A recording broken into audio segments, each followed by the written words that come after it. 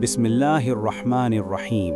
آپ صلی اللہ علیہ وسلم کی ولادت مبارکہ کے وقت عربوں اور خصوصاً مشرکین مکہ میں جن بتوں کو بہت اہم جانا جاتا تھا ان کی تفصیل درج ذیل ہے۔ ہبل یہ مشرکین مکہ کے سب سے اہم ترین بتوں میں سے ایک تھا۔ دراصل یہ اہل شام کا دیوتا بعال تھا، جس کے معنی طاقتور کے ہیں اور جسے عربوں نے بعال کی تحریف شدہ شکل ہبل کا نام دیا۔ یہ بت قریش مکہ کو انسانی مورت کی شکل میں ملا جو سرخ عقیق سے تراشا ہوا تھا۔ اس کا دایاں ہاتھ ٹوٹا ہوا تھا۔ قریش مکہ نے وہ سونے کا بنوا کر لگا دیا۔ ہبل خاص خانہ کعبہ کی چھت پر نصب تھا۔ مشرکین مکہ جنگوں میں اسی ہبل کا نام لے کر نعرے لگاتے تھے۔ فتح مکہ کے موقع پر حضرت علی رضی اللہ عنہ نے اسے پاش کیا۔ عزا مکہ سے چند میل دور وادی نخلا میں کیکر کے ایک درخت کے نیچے عزا کا تھان تھا، جہاں عزا کا بت نصب تھا، جبکہ خانہ کعبہ میں بھی عزا کا بت رکھا ہوا تھا جسے فتح مکہ کے وقت توڑا گیا۔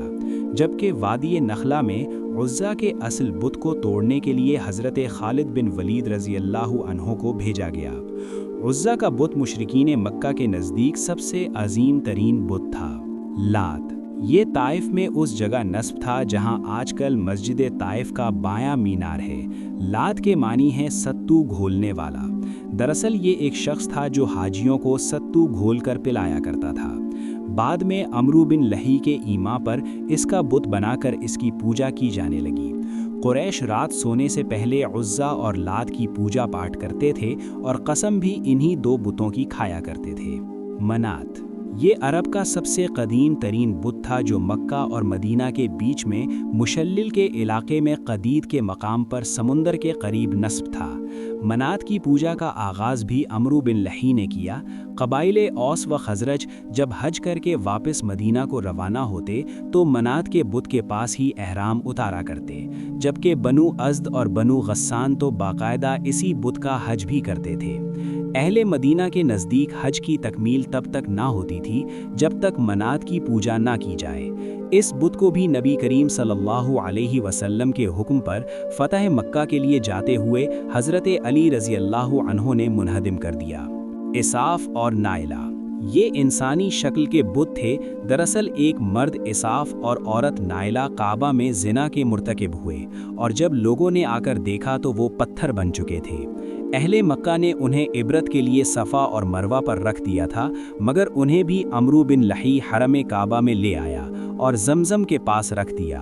لوگ ان کا طواف بھی کرتے اور قربانیاں بھی کرتے تھے۔ سوا یہ ان 5 بتوں میں شامل تھا جن کو قوم نوح پوجا کرتی تھی اور جنہیں عمرو بن لہی شام سے لایا تھا۔ باقی 4 بتوں میں نصر، ود، یعوق اور یغوت شامل ہیں۔ یہ بت عورت کی شکل میں تھا اور مدینہ منورہ کے قریب نصب تھا۔ نصر یہ بت یمن میں حمیر کے علاقے میں نصب تھا۔ یہ گدھ کی شکل میں تھا۔ اہل حمیر تب تک اس کی پوجا کرتے رہے جب تک انہوں نے یہودی مذہب اختیار نہ کر لیا۔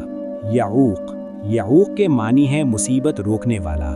گھوڑے کی شکل والا یہ بت عمرو بن لہی شام سے لایا تھا اور اسے بنو ہمدان و خولان کے حوالے کیا، جو اسے اپنے ساتھ یمن لے گئے اور اسے صنعاء سے کچھ فاصلے پر ارہب کے مقام پر نصب کر کے اس کی پوجا شروع کر دی۔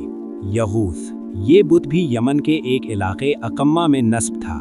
یہ شیر کی شکل کا بت تھا۔ یغوت کے معنی ہے فریاد کو پہنچنے والا۔